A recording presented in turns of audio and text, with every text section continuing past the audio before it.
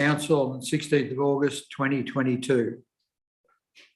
As the meeting chair, I give my consent for this opening council meeting to be streamed live, recorded and published online. Anyone who is invited to read out a question or a presentation will be recorded, and their voice, image and comments will form part of the live stream and recording. The chair and or the CEO have the discretion and authority at any time to direct the termination or interruption of live streaming. Such direction will only be given in exceptional circumstances where deemed relevant. Circumstances may include instances where the content of debate is considered misleading, defamatory, or potentially inappropriate to be published. The stream will stop prior to a closed section of meeting if there are any items to be handled. The public is able to view this live stream via our website www.pyrenees.vic.gov.au. Should technical issues prevent the continuation of the stream, a recording will be made available on our website. Could we please be upstanding for the opening prayer? Heavenly Father, we ask you to give your blessing to this council, direct and prosper its deliberations to the advancement of your glory and the true welfare of the people of the Pyrenees Shire. Amen. Please be seated. We acknowledge the people past and present of the Wadawurrung, Dja Dja Wurrung, Eastern Maar and Watchabollock tribes, whose land forms Pyrenees Shire. We pay our respects to the customs, traditions and stewardship of the land by the elders and people of these tribes on whose land we meet today. Apologies. We have an apology from Councillor Vance. No others. Are there any notice of disclosure of interest by councillors or officers? None. Thanking you. Confirmation of the previous minutes. Recommendation that the minutes of the ordinary meeting of council held on the 19th of July 2022 and the closed meeting of council held on 19th of July 2022, as previously circulated to councillors, be confirmed. Moved Councillor Vance, seconded Councillor Ferrari. Councillor Keogh, seconded Councillor Ferrari. Is there any business arising, councillors? None, thank you. Just a vote on that. Can we have a vote, please? Councillor Clark, seconded. No, sorry, that was, you had a mover and a seconder, you just didn't vote. Oh, all those in favour? Carried. Sorry. And we haven't even got to page 3 yet. Public participation. Question time. Members of the public are encouraged to ask questions of council at ordinary council meetings. Members of the public may attend the meeting in person or to verbally ask a question. All attendees must register by midday of the day of the meeting to ensure council adheres to the number of attendees permitted under the COVID safe plan. To register, either call 1300 797 363 or visit pyrenees.vic.gov.au website. Members of the public who are unable to attend in person can participate in question time by submitting their questions in writing, either online, through council's website, by mail or hand delivered. A person can ask a maximum of 2 questions at any one meeting on any topic, and the questions and responses shall not exceed 5 minutes. Questions are to be received by 12 noon on the day of the meeting. Questions are read by the chairperson during public participation. The chairperson or councillor or council officer to whom the question is referred may immediately answer the question or take the question on notice for the next ordinary meeting. Public submissions. Members of the public may present a submission to council in the period immediately following public question time. Members of the public may attend the meeting in person to verbally make a submission. All attendees must register by midday of the day of the meeting to ensure council adheres to the number of attendees permitted under the COVID safe plan. Members of the public who are unable to attend in person to make a submission on an agenda item may do so in writing, either online through Council's website, by mail or hand delivered. The Chair will allocate a maximum of 5 minutes to each person who wishes to address Council.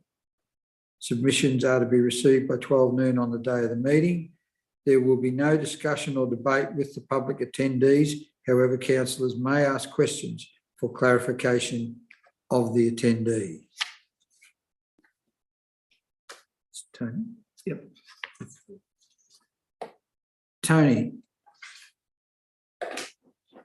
do we have questions from Tony Brody? Tony, would you step to the microphone, please? Thank you. Thanks for allowing us to just address council. We've got there's a couple of things that I'd like to mention, but first of all, really disappointed with the response from the Pyrenees Shire in regards to we had a demo in Ballarat, and I know you were notified, but no one turned up, and it was really sad because I just feel, I don't know whether it's the people concerned or even ourselves that are trying to fight this power line, but and to go underground, of course.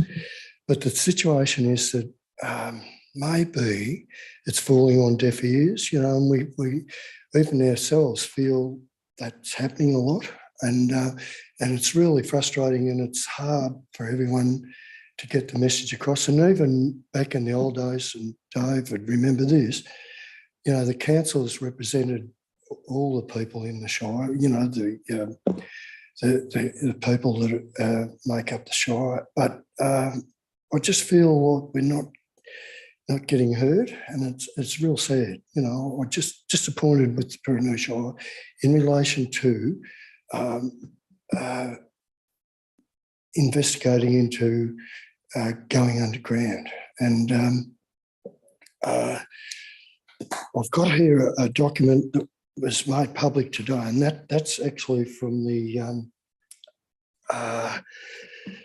it's from the Community Consultation Group, and it outlines, can I present that? Is that okay to do that? But it outlines the proposal of the line going from Bulgana right through to Wilbur, and then on to Sydenham.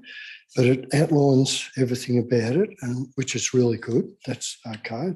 There's no hassle there.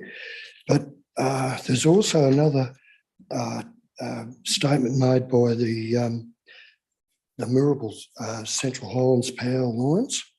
And if I may, is that okay to just read out? You were asking a question, so I'd like you to just have that first question.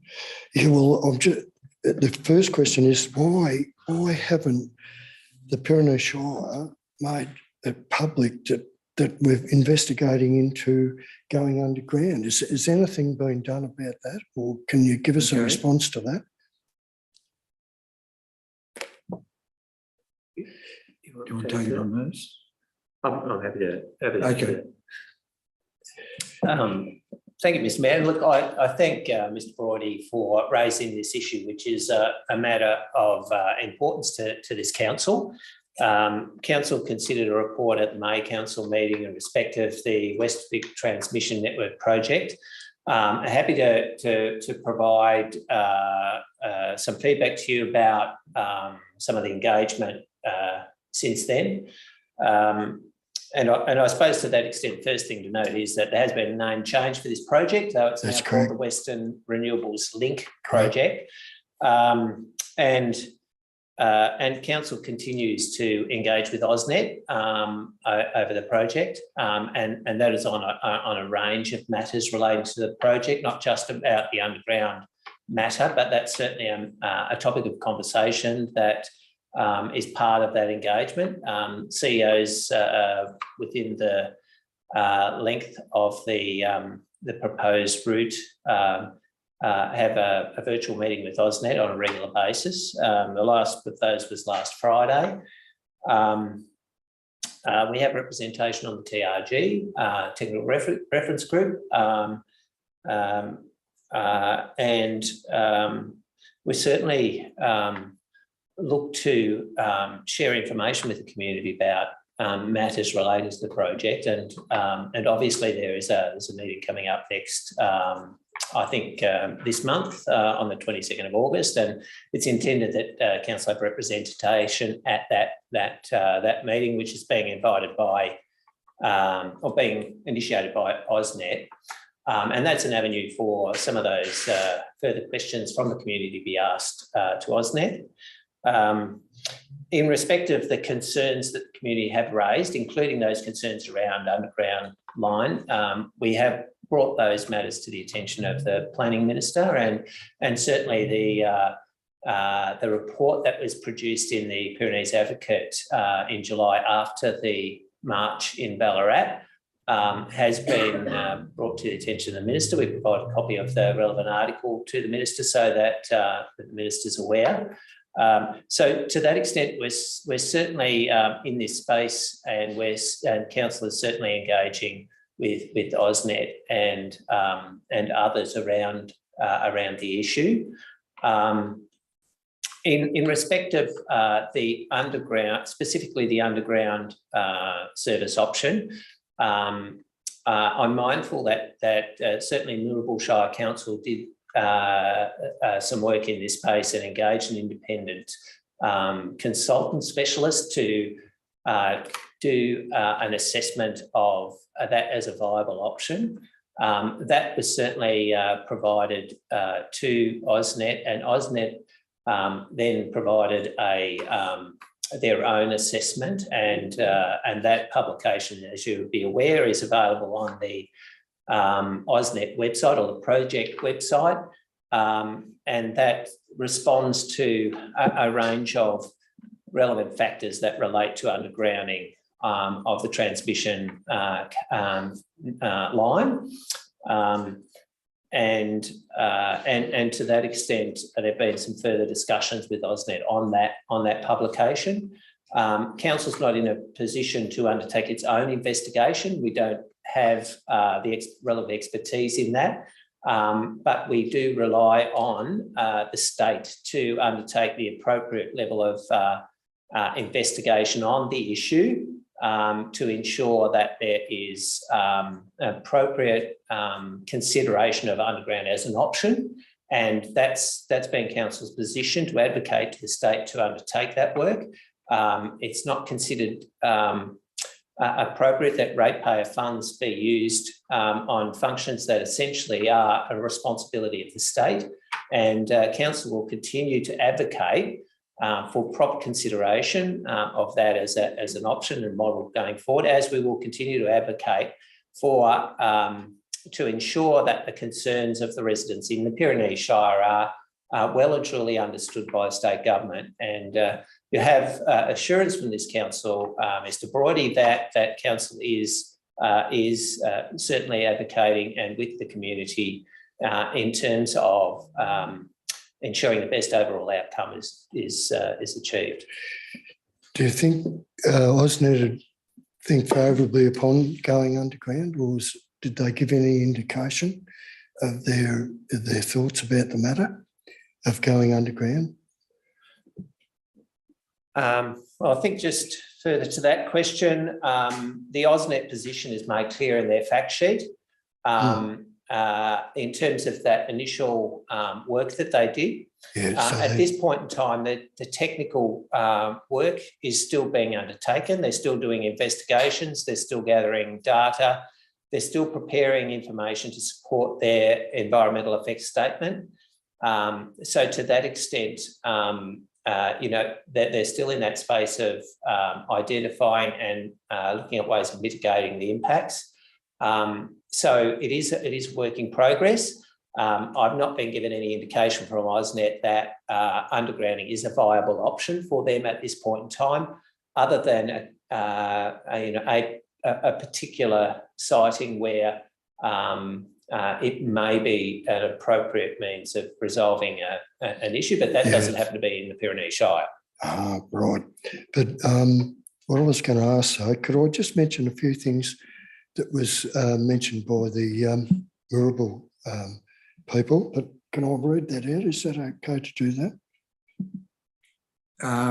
If you wouldn't mind, Tony, could you make it Make brief, it pretty please? short. Yeah, okay. I'll just quickly do it for you. Attached document, and that's this document here, is produced by AusNet and provided to members of the community consultation group and not shared with the wider community, provides a clear and damning picture of the catastrophic and generation impacts on this project in the future. Carving out a 100-metre plus wide path of destruction of this construction phase that will last up to 2 years. The construction phase depicted here emphasises the huge impact to agriculture in place of infrastructure, i.e. roads, the environment, and don't forget the quiet enjoyment of your land. The noise impact of the land and the compaction of subsoil layers, the removal of quality soil, vegetation and fauna will be irreversible. This project will accelerate Victoria's extinction of endangered flora and fauna. Now, there's a few things I reckon they left out there, and one's the devaluation of the properties along the line, the people that live along the line.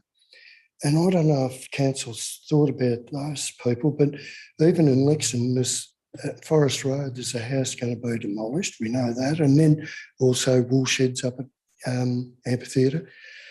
But apart from that, the one thing that they did leave out was the fire impact on those power lines. So we're in a highly prone area in Lexington. It really is. And 2 years ago, we had an enormous fire at home. And it started and went parallel with the power lines, and the survey and the DELP and all the different organisations were absolutely marvellous. They did a marvellous job, and planes came up from Avalon and they dropped retardant on the south side of the power lines.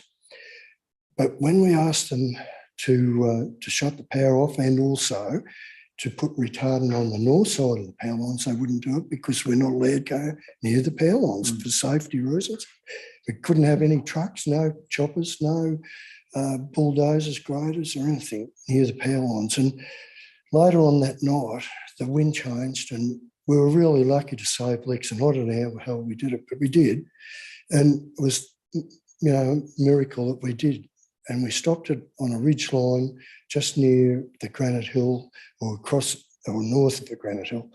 But it's called Bryce's, and how they stopped it there, I don't know, but we did. But unfortunately, north of that, the power line, of course, we couldn't get any break in or retardant down, and it jumped the Amphitheatre Lexington Road. And in that, it impacted a fire truck and 2 utes and could have been killed. They could have been engulfed, though it was a fire over. So they were in danger, and those people, John Keith, and I know the fellas from Ampy, gee, they were lucky to be alive. And I often wonder, that fire continued on and probably burned out another couple of thousand acres. But what I'm trying to get at is how much do you value your life?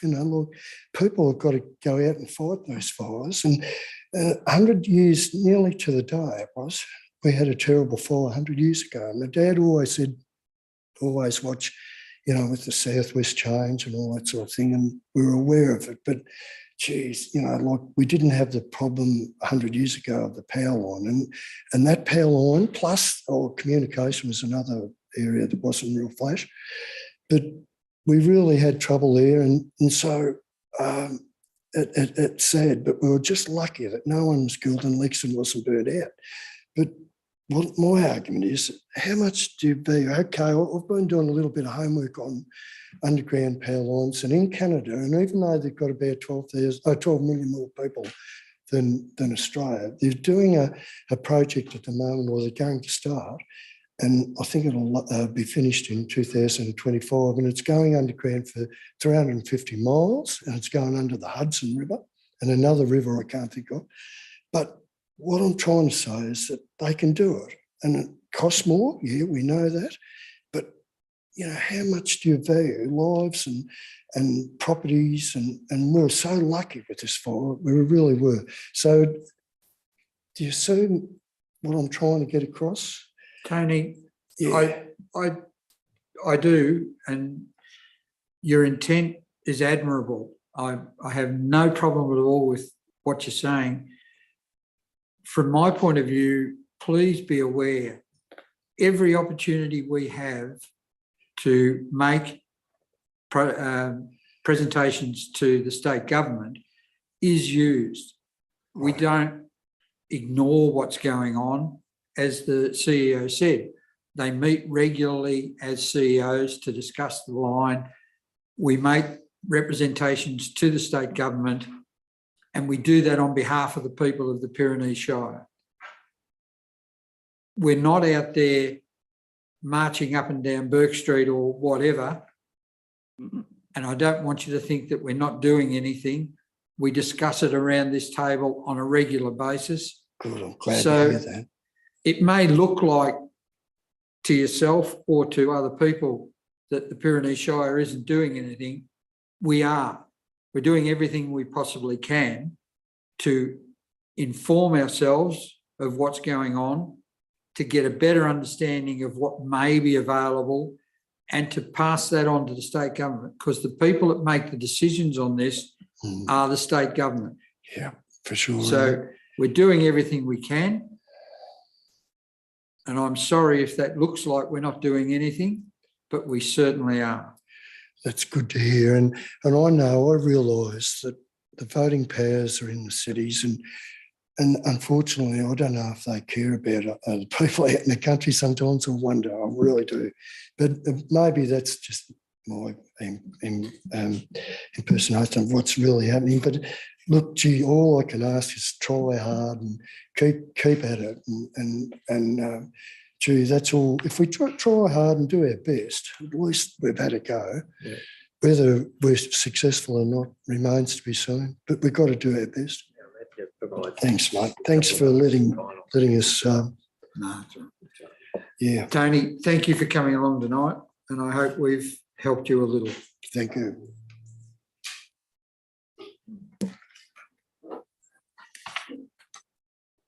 Councillors, item for noting. Mr. Mayor, can I just table an addendum to a submission from last meeting? Certainly. Ms. Weller presented to council at the last meeting a submission regarding the Krups gun. Yes. And since that time, Ms. Weller and her group that she's representing have done some further work on a plan, which I've tabled on her behalf for council consideration. And I'll make a commitment to Ms. Weller to have some further discussions with her on this topic. Thank you, Mr. Gowans. We appreciate that presentation from Mr. Weller. So any questions on the items for noting, councillors? None. Can I have moved Councillor Clark, seconded Councillor, what's her? Keogh.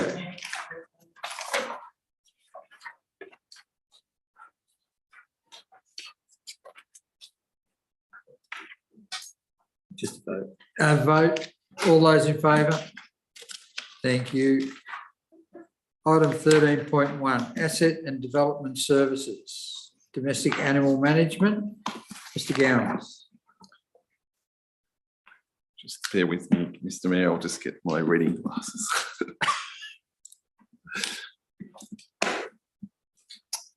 Thank you, Mr. Mayor.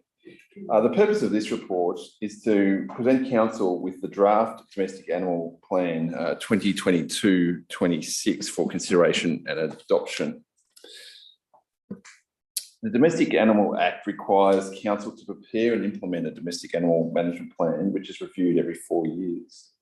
Council's previous domestic animal management plan expired in 2021. However, an extension of time was granted by the Minister to extend the existing plan prior to the implementation of the new plan that's presented to you tonight. Domestic Animal Management Plan outlines council services, programs and policies whilst providing high-level strategic direction to the management of dog and cat issues within the community. The plan promotes responsible pet ownership and the welfare of dogs and cats in the community. It protects the community and the environment from nuisance dogs and cats. It outlines the training programs for authorised officers to ensure these officers are capable in administering and enforcing the provisions of the Act. It encourages the registration and identification of dogs and cats, and it effectively identifies all dangerous dogs, menacing dogs and restricted breed dogs to ensure that these dogs are kept in compliance with the Act and regulations. Community consultation will be undertaken during elements of implementation of any initiatives or actions identified that have the potential to impact the broader community. An example of such an activity would be the creation of an updated off-leash order that controls where dogs can be exercised off-leash. Therefore, in conclusion, adopting the attached draft plan will satisfy Council's legislative obligations whilst ensuring that the management of domestic animals in the Shire promotes and encourages responsible pet ownership and encourages community safety. It's the Officer's recommendation that Council adopts the proposed Pyrenees Shire Council Domestic Animal Management Plan 2022-2026. Thank you, Mr. Gowans. Councillors, do I have a mover? Moved Councillor Ferrari, seconded Councillor Clark. Any discussion, councillors? All those in favour? Carried. 13.2.1, risk management. Mrs. Bramwell. Thank you, Mr. Mayor. The purpose of this report is to seek council endorsement of the updated enterprise risk register as at the end of the financial year 2022. Council maintains an enterprise risk register reconfigured in 2021 to focus on the whole of organisation risks. Under the local government performance reporting framework, risk management reports must be provided to council at least every 6 months, and this report forms part of that compliance obligation. The last report to council was provided in March 2022.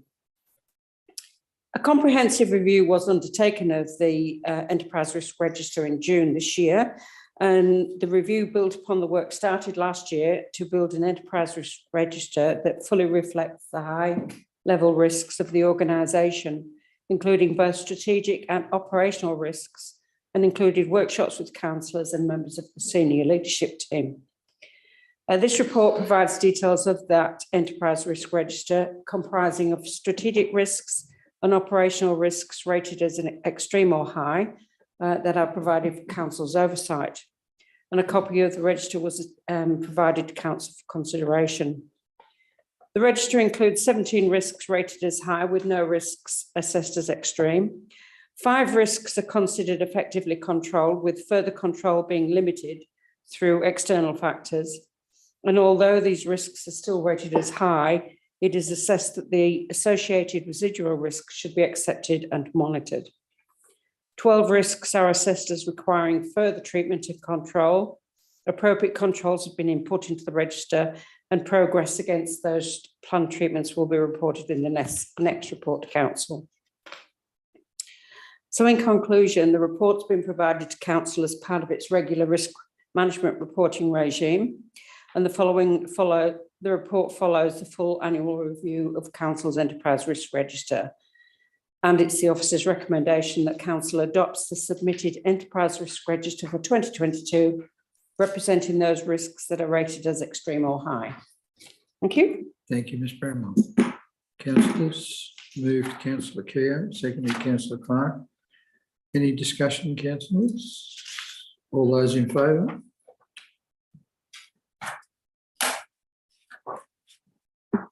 Update of government rules. Ms. Bramwell.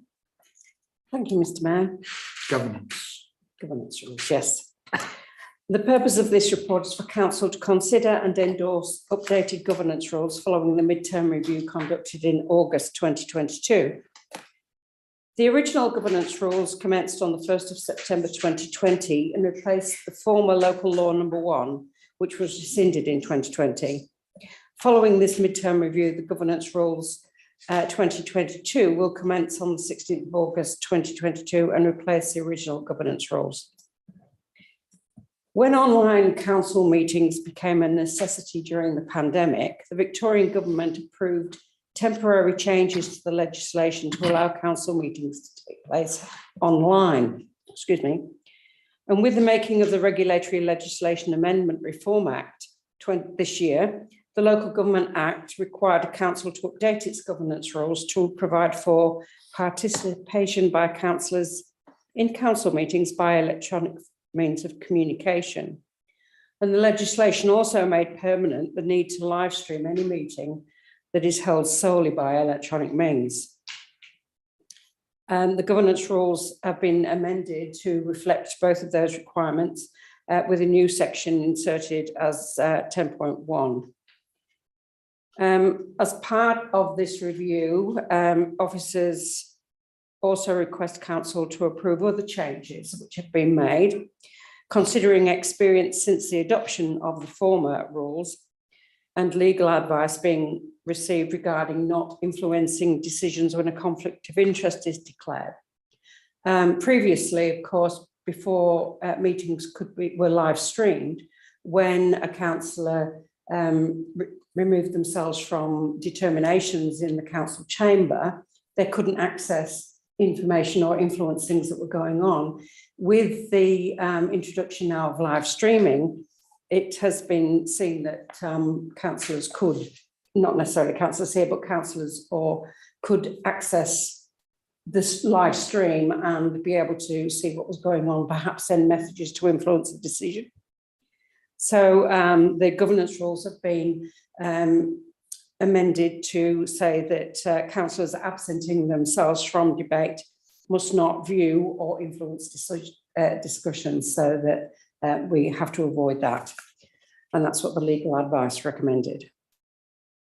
So in conclusion, with the temporary requirements or allowances for electronic meetings expiring at the end of August, as part of the Victorian government requirement that all councils across Victoria review and update their governance rules by the 1st of September this year, the governance rules were revised, and this change will give councils the flexibility to hold meetings in a way that best supports good decision making.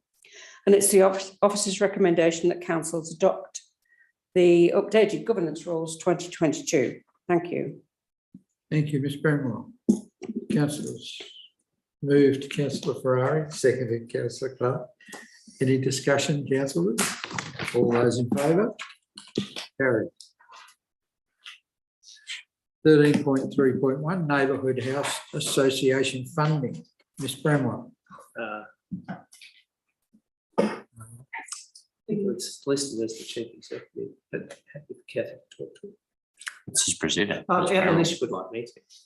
I'm happy to. Mr Noel. Sorry. So, thank you, Mr Mayor.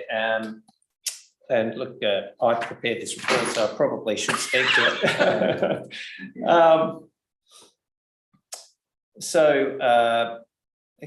Council, the purpose of this report is for Council to consider advocating for permanent funding arrangement by the Victorian Government for neighbourhood houses.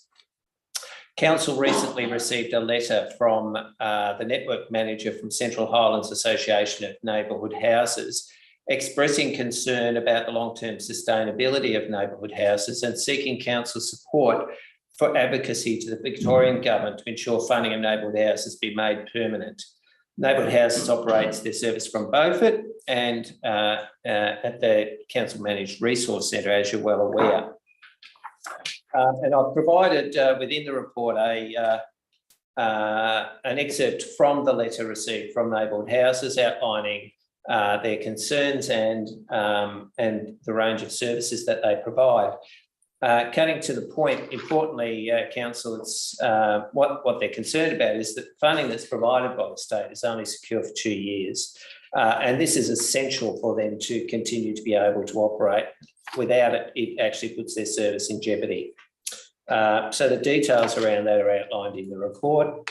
And to that extent, given that they provide valuable services to our community, it would be important for council to continue to advocate on their behalf. So there is a recommendation, Mr Mayor, that council writes to the Minister for Disability, Ageing and Carers, Colin Brooks MP, urging him to intervene to make the non-recurring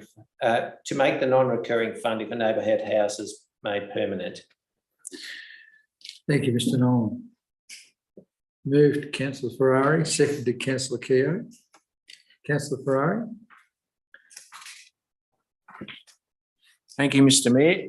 The neighbourhood house in Beaufort provides valuable service and vocational training opportunities that would not otherwise be available. In fact, it provides it not just to Beaufort but across the Pyrenees. Should this service be ceased or restricted due to funding issues, then the students would have to travel to the bigger regional centres, which would create immediate issues and barriers. In fact, what we would probably see is a lot of those students wouldn't undertake some of those training opportunities because it would be just too difficult.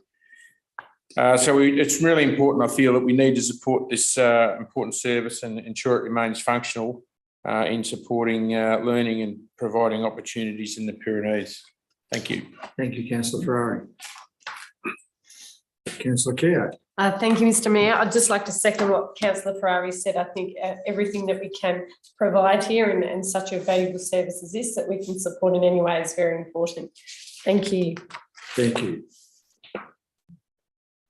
No further discussion, councillor. All those in favour? Carried. 13.3.2, School Crossing Supervisor Service. Mr Nolan.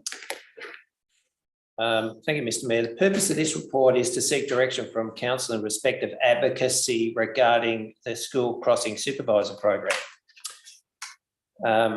The Victorian Government, through Regional Roads Victoria, provides funding support to Victorian councils to provide a school crossing supervisor service at approved locations based on a 50-50 funding model.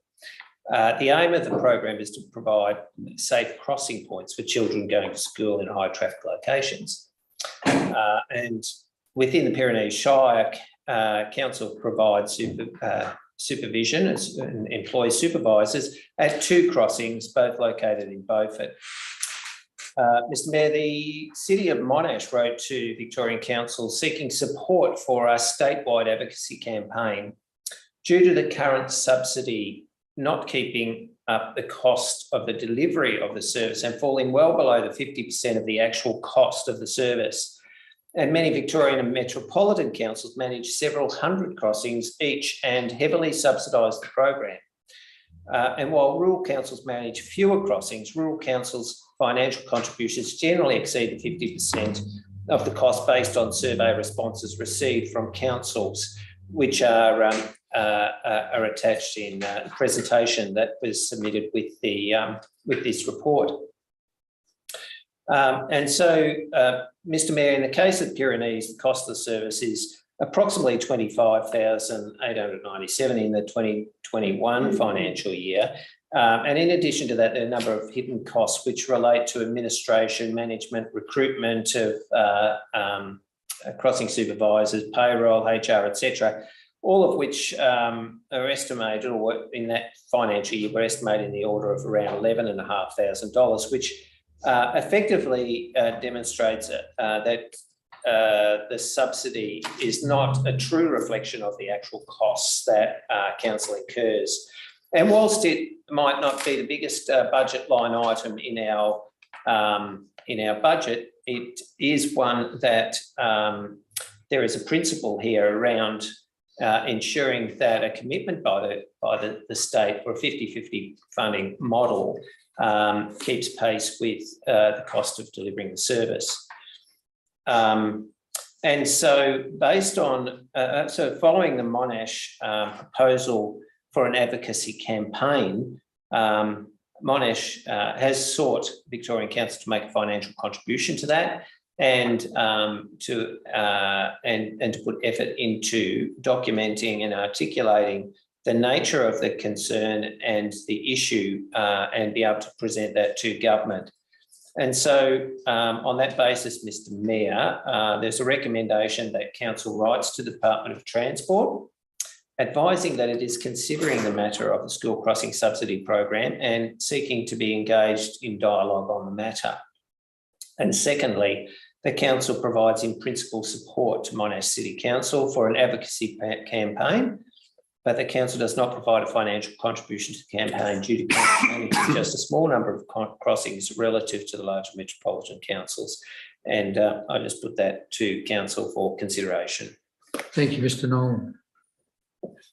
Councillor Clark. Can I move an alternate, please? If I might not be able to get it on the screen tonight. No. Didn't that. Can you tell us what it is? Yeah, so it's effectively to change the second part of the recommendation to make a $200 contribution rather than no contribution. Okay. If I can get a second. Seconder. Seconded, Councillor Ferrari. Councillor Clark. Thank you. And Mr Mayor, I put in a small amount of money because we do only have 2 crossings. I mean, the City of Casey has 120 in that sense, but I thought $100 a crossing was a pretty reasonable thing. And money talks. I think it's good that you actually do put your hand in your pocket and say that you believe in the campaign in that sense of things. And interestingly, I did attend this online meeting, the City of Monash, and I think as the CEO acknowledged in the program, this is supposed to be a 50-50 program. We're now at about 30-70 at the moment in terms of what the council gets through. And the points I made to the group that day is the state calls this a partnership, but it ain't no partnership. Because if we're paying 30% and they're paying 70%, it ain't much of a fair deal. It's not moving with the times. We're still delivering the service the same way we did in the last millennium, and it's only 22 years ago, but it actually isn't changing, and there's no one applying any technological solutions. And as Mr Gowans today, we were talking about putting some flashing lights on a road. For us to go and put a flashing lights on a big road would take us about 6 to 9 months of community consultation and a whole heap of pain. State can just go and do it. So it'd be silly for us to actually try and do that when the state could actually do it much better than us. There is no ongoing commitment to the program. It's only funded on a year-on-year basis, and by rights, we shouldn't be putting it in our budget. I think we put it in our budget on an annual basis, but it's not actually in our long-term financial plan. The state actually doesn't make a commitment to the project. So it's pretty hard for us to kind of make a case around this table as council that we're actually committed to the program in the long term when nobody else is. In that sense. And I think what we're saying to the department is we're not pulling out at this point in time, but we certainly should as a council be considering our options for those reasons. So that's why we very much support what's in front of us. Thank you, Councillor Clark. Councillor Ferrari. You'll support what Councillor Clark has said and just add a couple of little points that they do provide a vital service to our communities, in particular a direct daily safety for the kids on our roads. And 2 of the school crossings in Beaufort are on very busy roadways, one being the Western Highway, and we know how dynamic the traffic flow is on that. And the second one is on Park Road, and that's a major transport route. And of course, there's 2 schools on that road. So they do provide a vital service. But, you know, we need the funding to be provided to us to enable that. And if we don't get that funding and we have to look at other alternatives, perhaps, you know, this is going to put our kids at risk. So I feel that the state needs to come good and make the money available so we can continue those services and or come up with another option. Until then, we need to keep those school crossings operating. Thank you. Thank you, Councillor Ferrari. I take the point and I agree wholeheartedly. I wonder if anybody considers rural councils. I know for one, the Sunraysia Highway is involved with 1 school and there is no crossing supervisor because we haven't got enough kids at the school, is my understanding. So when there's enough kids at school, they're worth saving. When there's not enough kids at school, we don't worry about it. And I find that very, very difficult to swallow. But I support that we talk to the Department of Transport and advise them that we are considering our situation. All those in favour, please. Carried. Thank you. 13.3.3, funding application Beaufort Caravan Park. Mr. Nolan. Mr Mayor, the Purpose of this report is to seek council endorsement for a funding application for works at the Beaufort Caravan Park. At the ordinary council meeting in February this year, council considered a report on the park, and an operational review document was tabled, and that review was undertaken by Innoviv, and it was completed in January 22, and it made a case for infrastructure upgrades to the facilities at the caravan park, which was the subject of the application under the Building Better Regions Fund that was submitted earlier this year. That fund sought $1 million from the Commonwealth for a $2 million project. It required a one-for-one funding application, and in doing so, council committed to meet a $1 million funding commitment as the matching contribution, either to be sourced from council funds or from other partners. Now, council, there is an opportunity currently to submit a funding application to the state to assist in meeting that contribution, and an application has been prepared under the regional infrastructure fund. Applications are actually due on the 17th of August, and the funding application is well advanced, and it is on a 4-for-1 basis. Councillors have visited the caravan park in recent months and can attest to the condition of some of the amenities there and the opportunities that are in front of us to be able to improve the overall amenity and improve the visitation experience for our visitors. It's a really important facility for our community at Beaufort, and which was outlined in the previous report presented to council early in the year.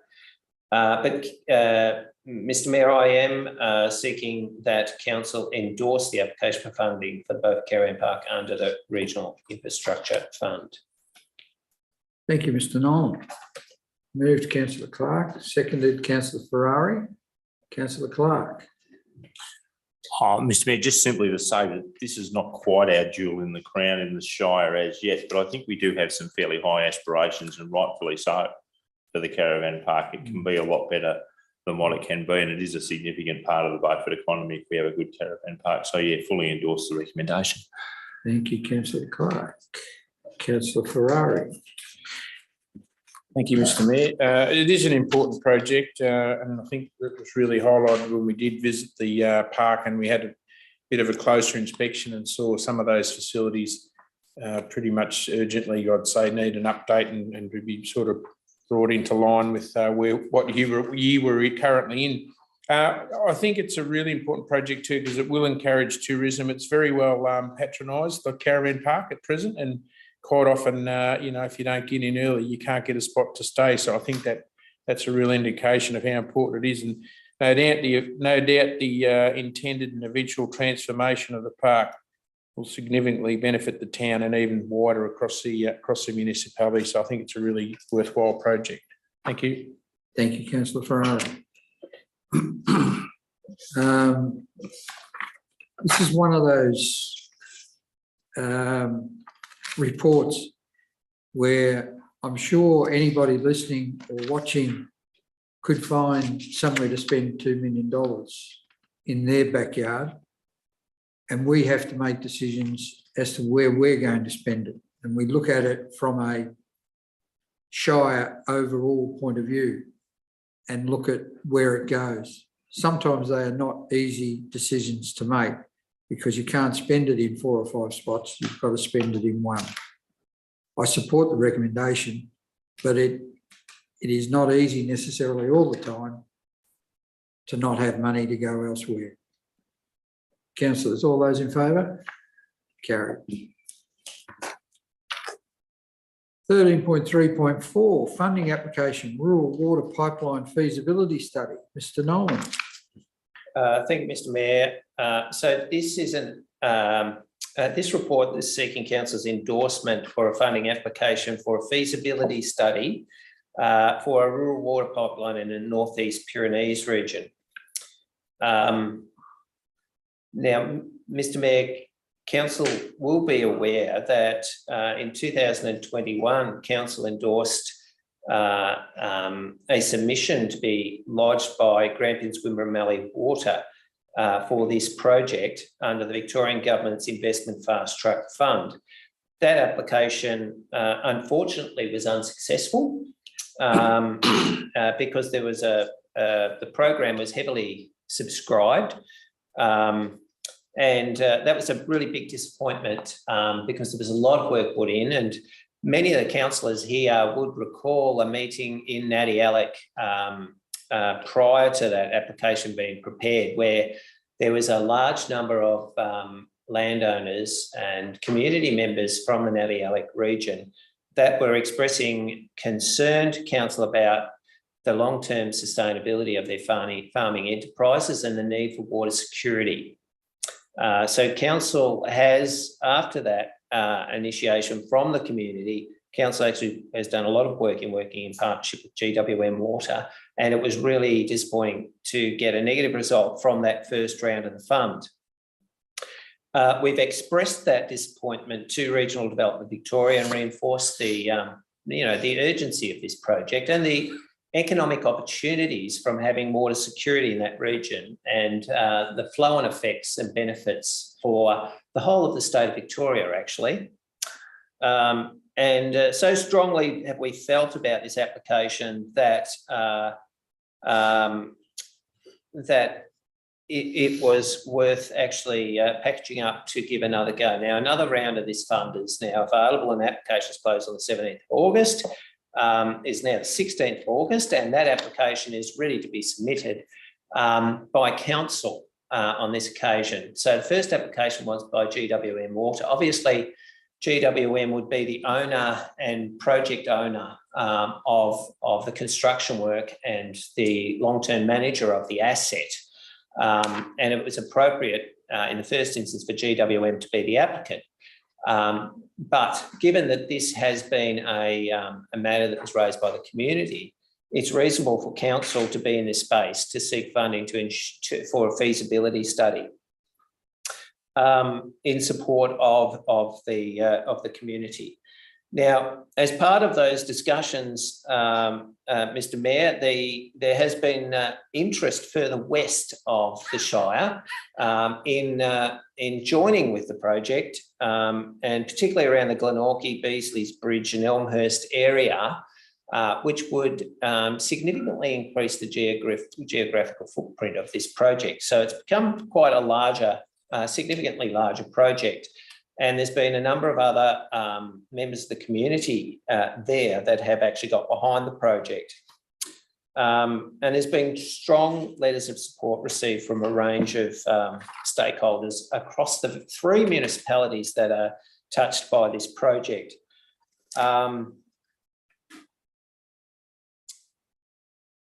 As such, because the project has actually grown, the application, even since preparing this report, Mr. Mayor, the application has been changed to be an application for a feasibility study, and not a feasibility study and business case as was originally intended, because it's felt that the funds will not go sufficiently far to do both tasks. And should the feasibility study funding be obtained and achieved, then a business case would be a subsequent stage of the project. So, Mr. Mayor, I've probably talked long enough about this project, and I will simply put it to council that council endorses the submission of the application for funding through the Investment Fast Track program for a feasibility study. Just remove the bit in there that says "and business case" for the expanded North East Rural Pipeline project. Thank you, Mr. Nolan. Councillors, I have a motion before us. Moved Councillor Clark, seconded Councillor Ferrari. Councillor Clark. Thanks, Mr. Mayor. If I could just begin with a question to the CEOs. Mr. Nolan, do you have any kind of sense of what the value of the project might be? And I know that's a tricky question in that sense, if it was actually to be built.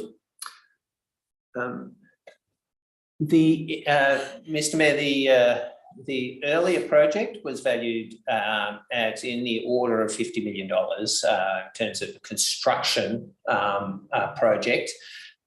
This one being a wider area will be somewhere north of that, probably in the order of 80 million, I would have thought. But that I would not want to be quoted on those figures because the rate at which projects like these are escalating from a cost perspective makes them really unpredictable. And I guess the purpose of the feasibility study really is to determine some of those likely costs, but it's in that range. No, thank you very much, Noel. And I just wanted to kind of put that figure there just to give you some context on the amount of money we're spending on the feasibility study more than anything else in the context. So to kind of give you a context of that, the East Grampians pipeline that was supported in the last state election was a $64 million project then. So this is of a similar scale. That was to reach 1,500 landholders. So again, these are really life-changing and business-changing projects if we can get them up. So I think absolutely as council, we've got to continue to pursue them with all speed. So very happy to support. Yeah, I attended the meetings in Natty Alec and just listening to the farmers on the night. It is an important project. It is a project that we feel is very important for our shire and adjoining shires. And hopefully this slight change in direction might get us along that track a little further. Councillors, all those in favour? Carried. 13.3.5, Avoca Car Park Extension Project. Mr. Nolan. Thank you, Mr. Mayor. The purpose of this report is to seek direction from council about the future of 5 trees in the vicinity of the proposed car park extension in Avoca. Council has set aside funds to construct an extension of the southern car park in the central median in Avoca and to install an EV charging station there, following community engagement on that particular matter. A design to achieve that objective has been prepared and based on the concepts outlined in the previously adopted Avoca Streetscape plans. These were the amended plans following engagement. Works are scheduled to be undertaken in the current financial year. The proposal that's prepared identifies 5 trees to be removed from the site. And there has been some concern raised in the community about the removal, and this report is to bring those concerns to council's attention and seek direction on the matter before any works commence. So, councillors, the broad streetscape plans were presented to council and adopted in principle at that time. And at that stage, councillors, very mindful that there was a lot of focus around the transport aspects of that plan, including ensuring that 2 lanes in each direction were maintained and a range of other sort of concerns that were raised by the community at the time. And there perhaps wasn't a lot of consideration at that stage for the suggestion that these trees be removed for car parking. And so there has been some notification about the issue, and there's been some community engagement around it. And on the back of some received concerns, it is suggested that council give some consideration to some options around these trees before any works are actually undertaken.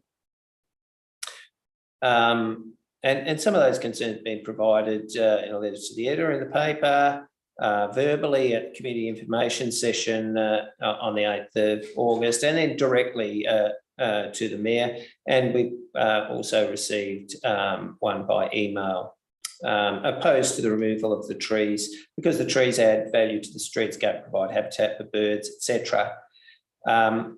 The primary reason for the recommendation for the trees to be removed in the first instance was essentially because of the impact that trees like these, and they're essentially pine trees, have on hard infrastructure, particularly curb and channel underground services, pavements, curbs, etc., where as trees grow, they basically cause significant damage.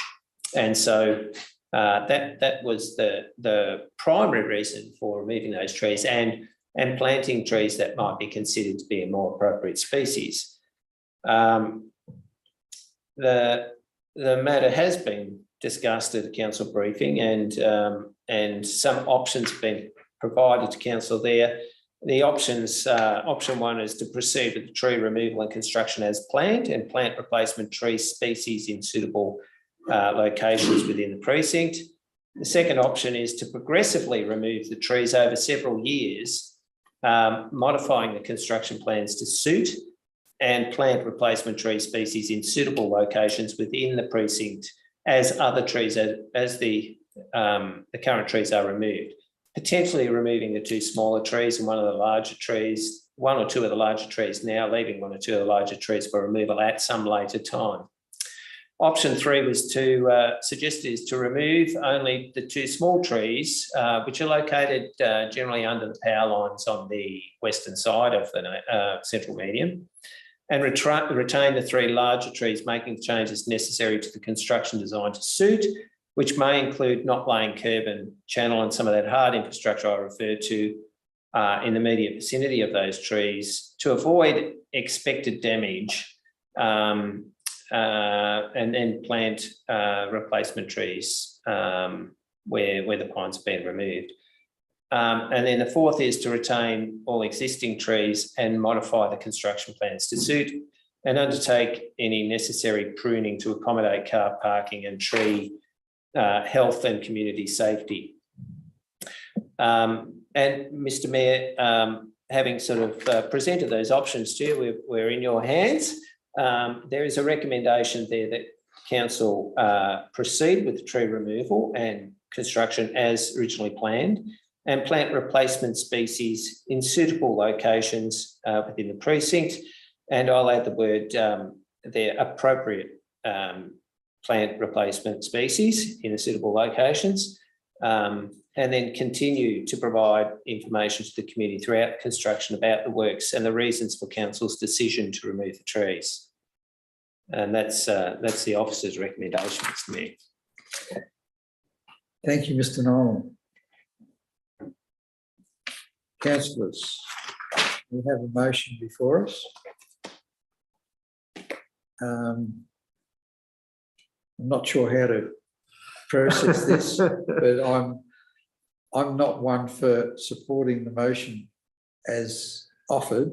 I would like to present option 3 above as my offer to the meeting, if I can get a seconder. Mr. Mayor, I'll have to see if the Mayor can actually move a motion. I'm not sure if that can happen, but you might like to call on your fellow councillors to... Or if I can get a support fellow it councillor. As the local councillor, if I can't, I might have to resign as mayor. I'll shut up for the moment. Councillors, I'll leave it in your hands. Councillor Clark. Mr. Chairman, I'm happy to move the recommendation at this point in time, although I might have a slightly different view and just have a bit of debate and see where we go. Okay. And if I have a second. We need a seconder to start the debate. Councillor Clark. Yeah. And you've got a seconder. Seconder, Councillor Right, let's just see how we track on this one, because I think there's out of the 4 of us in the room, there's probably 6 different opinions, and that's a good thing. I'd start with the view that unfortunately I don't think the pine trees have a long-term place in the streetscape of Avoca.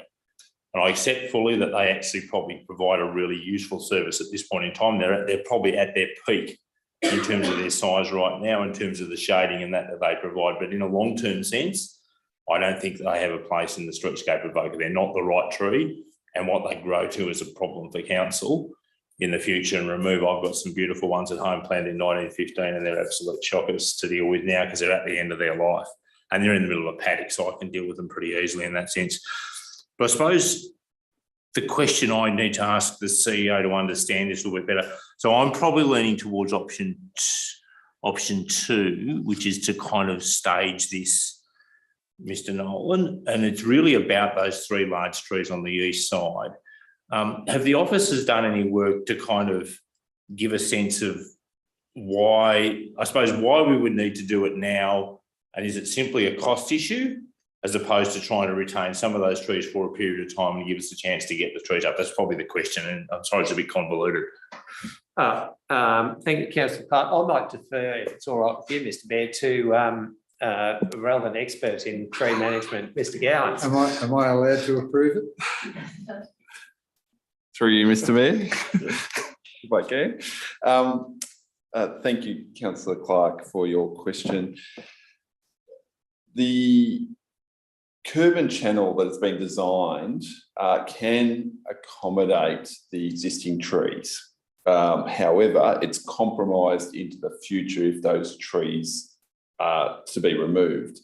That being said, there can be some adjustments, as the report states, around potentially not putting all the curb and channel in, so there's no loss of curb and channel in the immediate time. However, I have been assured by some experts in my team, and I don't claim to be the expert in this matter, that we could quite easily get 10 years out of a curb and channel solution with the existing trees that are there and the planned infrastructure that's there. However, there's 2 major issues at play. One is that if the trees get removed after the curb and channel is put in, the groundwork is a lot harder to do, and there's obviously the issue with the damage of the curb and channel, but there's also planned underground infrastructure there with the electric vehicle charging station, which can be accommodated. It's just that the grubbing of the stump would be a different concern in the future with regard to the underground services that would be there. And also there is 2 parts of cost escalation on tree removal. We do have a market price for tree removal as it stands. Obviously, as the trees get bigger, that market value will increase depending on the tree size. So there is some cost escalation issues with time. However, the car park can be constructed with the trees there. It's just it's a future problem that probably a future officer will need to deal with. Councillor Clark? Thanks, Mr. Mayor. So just No, as I you're- understand the Mike. plan, so just as I understand the plans that I have in front of me, Mr. Gowans, the existing car park covers 2 of the trees on the east side, and then the 3rd tree will only come into play if we build the car park down to it. In that sense, is that No. correct? No, It doesn't go quite that far. Thank you. there's 1 tree currently involved in the existing car park, and the other 2 trees are in the extension. Right. And the EV station is to be put where the middle tree is that basically right? Correct. Through Mr. Mayor, Councillor Clark, that middle tree, the curb and channel has been designed to accommodate that middle tree, which is quite a big tree, but it would just be to the north of that where the EV charging station is. But the underground cabling that goes to that EV charging point goes past it on the road carriageway side to bypass the tree. But over time, that may be compromised due to its proximity to the tree. But the intent is to provide an extended car park because there is high demand at that location. One of the options that council may consider is the surface treatment on that extension of the car park, which would have less impact on tree removal if tree removal was done over time. If there wasn't an asphalt surface on that second car park, that's one less asset to be impacted by the tree removal if tree removal is done after the car park is formed. You're right. I'm going to come back. Okay. Councillor Ferrari.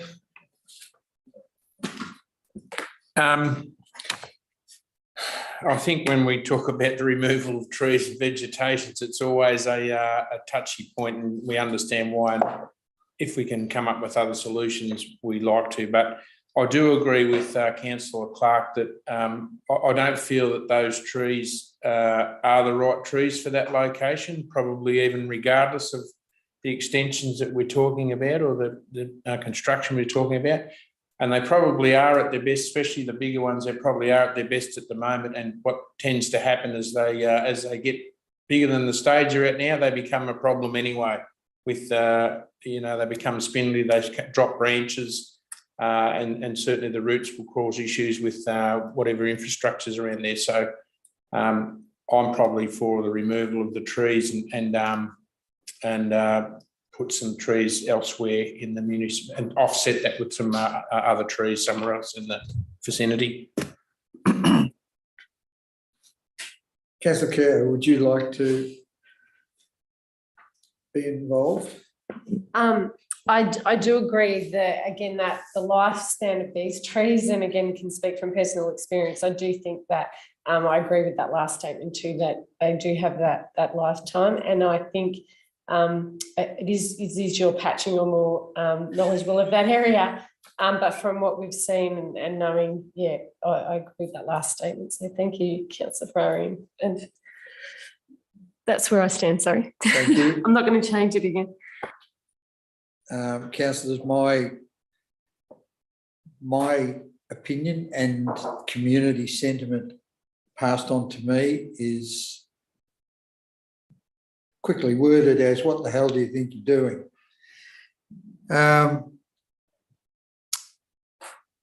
We went out to community consultation to discuss where we put the EV station.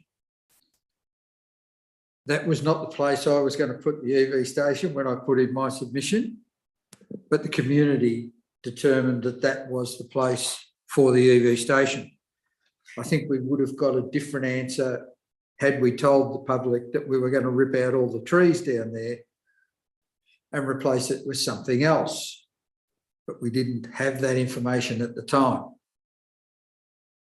I believe the trees are absolutely wonderful and should be allowed to decorate Avoca for a good percentage of their life. And that is going to be for another 20 or 30 years, I would think.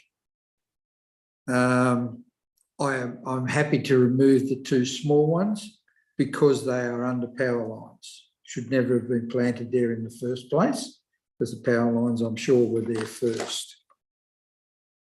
And if we could move the EV station to where the two smaller trees are, we solve some of the other issues that are regarded with the EV station.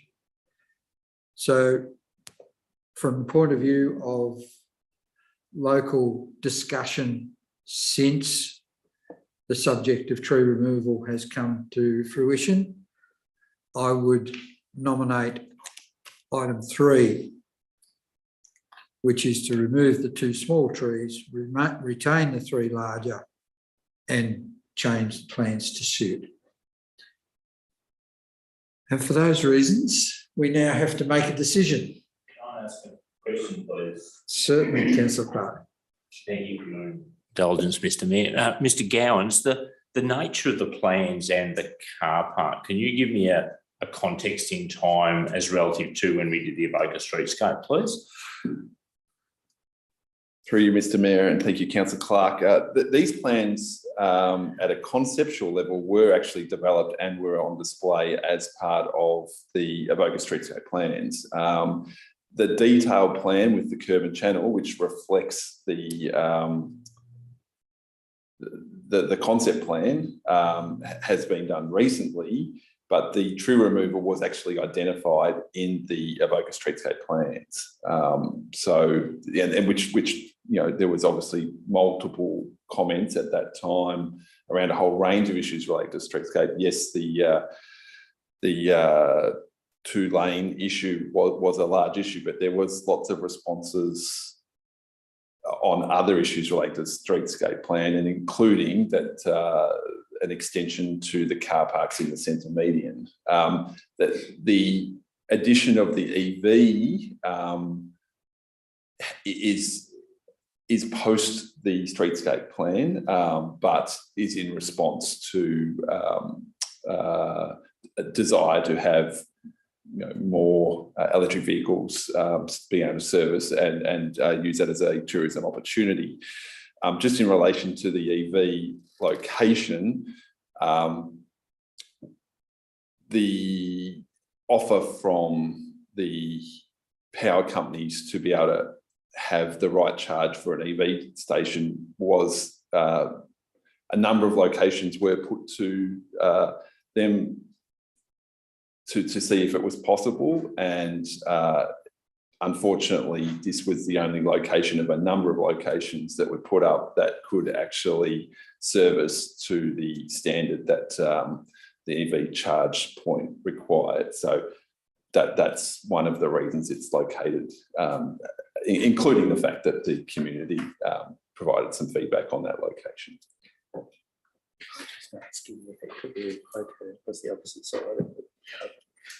Mr. Gowans, my thought to move it to where the two small trees are, would that be an option? That is a possible option. There is a little bit more cabling and trenching, but it's possible. Thank you.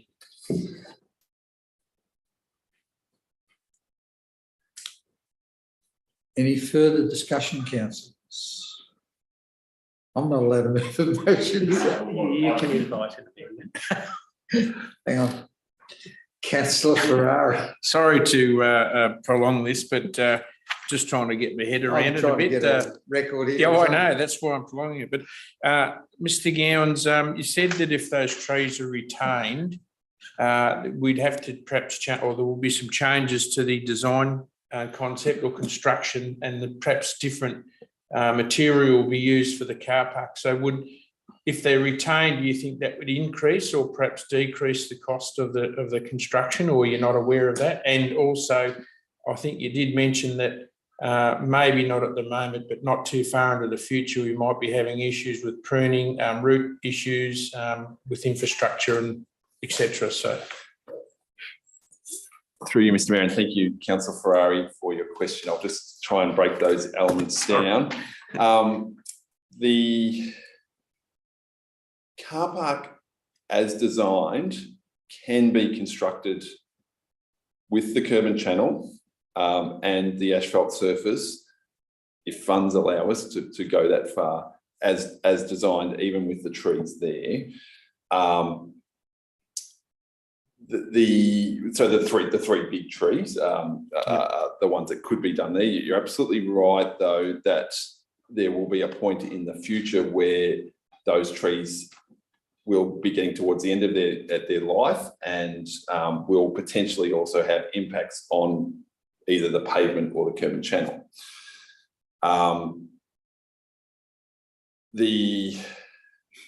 There may be some changes which can be adapted with the plan that can limit, so still have a car park at that location, but limit the impact on infrastructure into the future. And that might be a reduced curb and channel response. It might be a concrete edge beam instead of curb and channel on the large tree size. I do think that there's some benefit, though, in removing the two smaller trees as a matter of urgency, in the fact that they're under the power lines. They're probably going to be impacted by power core anyway through their pruning program. I think it would be wise to remove them at this stage to limit their impact, because they're in the growth cycle, and it's the growth cycle that often causes the most damage to infrastructure. thank you. Mr. Gowans, your discussion of the trees being something that may happen in the future, the large trees, Is that any different to any other tree along the median strip in Avoca? The large trees, I'm thinking of the gums that are across the road from it. yeah, so all trees have a lifespan, and that lifespan and appropriateness of location, with the value of hindsight, some trees in certain positions could well have been placed in a better locality. And so in any replacement species should take into account, one, what is the best species for the location in terms of its size and the amenity it provides. It's fair to say that there are some trees, even though they add to the current landscape, may not be appropriate now or into the future, but that's something for council to consider.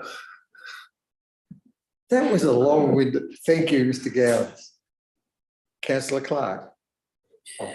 Mr. Chairman, I'm happy to stick with my original recommendation, with my original motion, I think, and if you're happy to put it to the vote, we'll see how we go. No problems at all. Councillors, we have a officer recommendation that Councillor Clark has moved and Councillor Ferrari has seconded. All those in favour? Moved. Carried, sorry.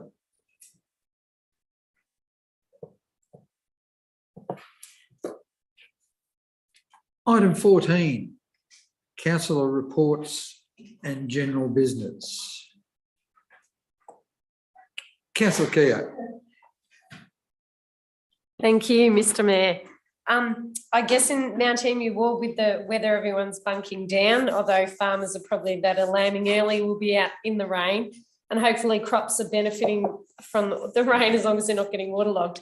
But we have had Bridge 32 has still been our major reconstruction in the area on the Carnham-Streatham Road. It is continuing, but we're hoping that's soon to be completed. And we do again thank commuters and the local residents for their patience during this time. The weather has also impacted roads, and we've had a number of our workers getting out to these issues. But make sure that you contact council via a phone or particularly through our cars online to log any road issues so we can get to them, and cars can be accessed through our council website.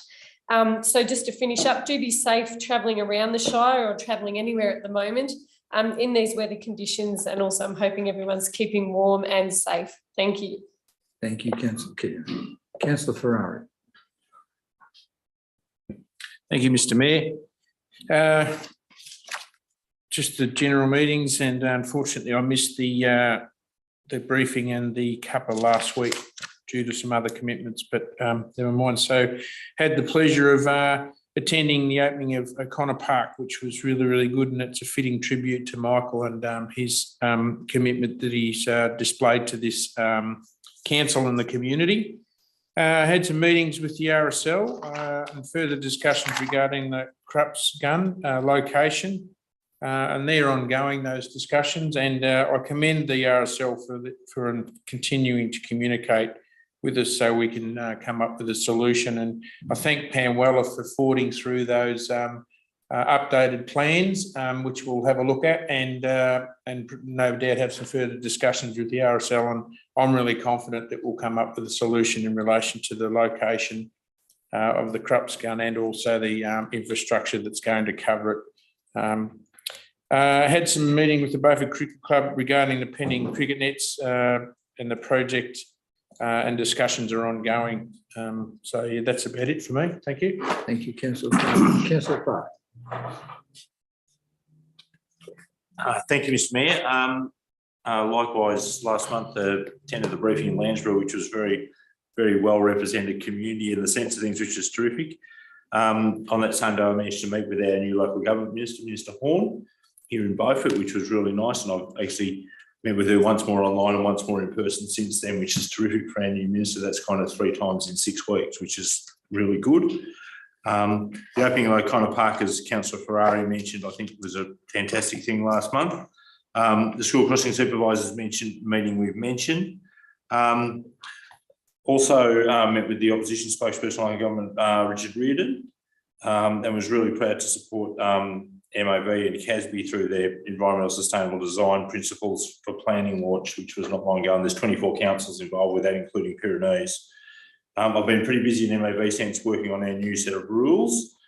And like Councillor Keogh says, I think all hail to the rain.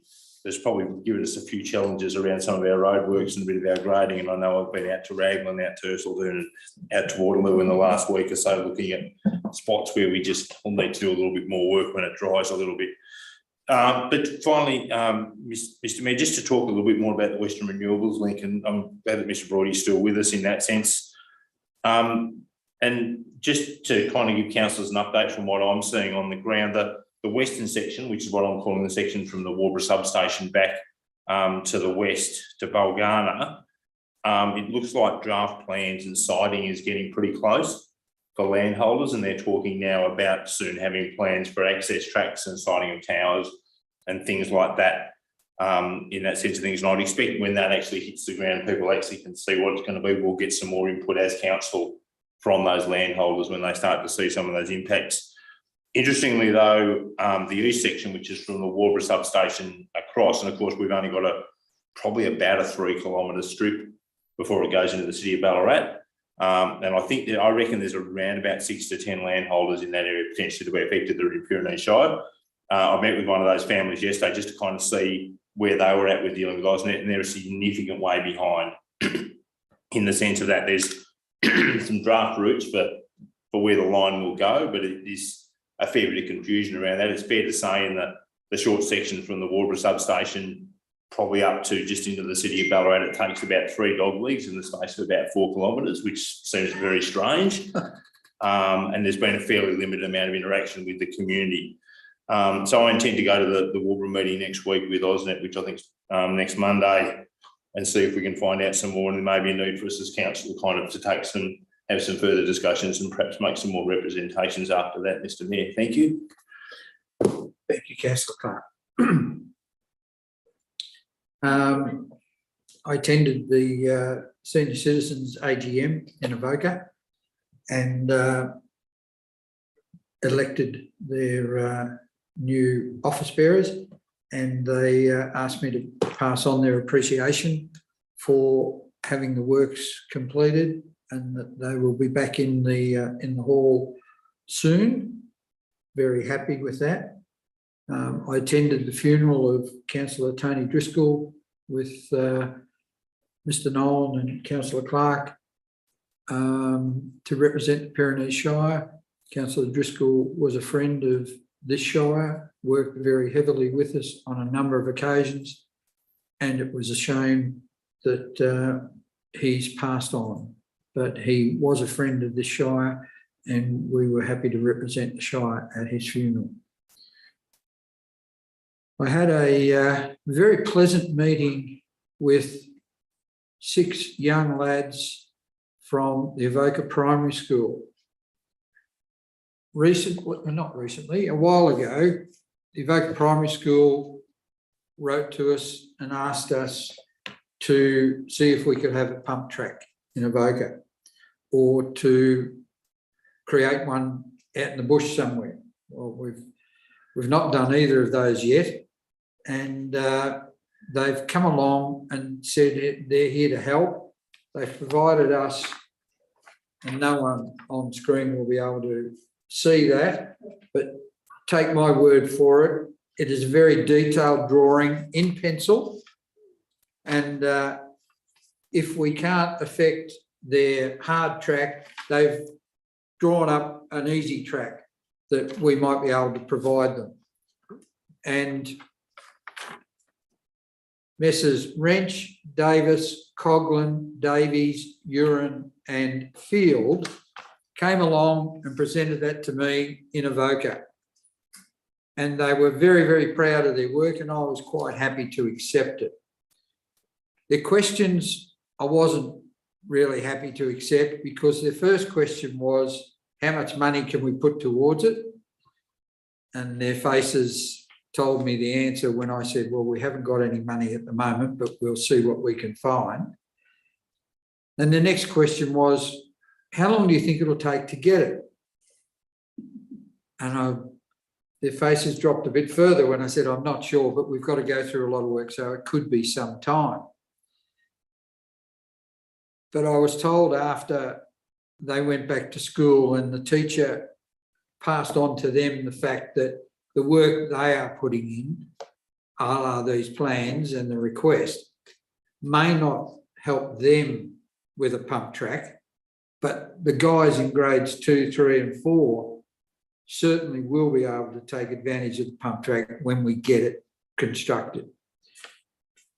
And I want to pass on publicly to everyone our thanks for the work that these young men have provided for council, and any other groups that want to provide information to council, please take a leaf out of these young gentlemen's book.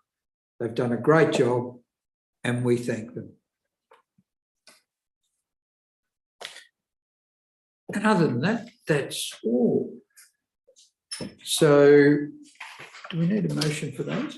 No. No, I don't think so. So with that, after Councillor Ferrari wobbled on for a while, we'll close the meeting at 7:32. And can I have a motion to close the meeting? Yeah. Councillor Keogh, Councillor Clark, all those in favour? Carried. Thank you, ladies and gentlemen, for attending. Mr. Broidy, thank you. And for anyone on the internet, on the live stream, thank you for watching. And I hope you've enjoyed watching us have our council meeting. Good evening to everyone.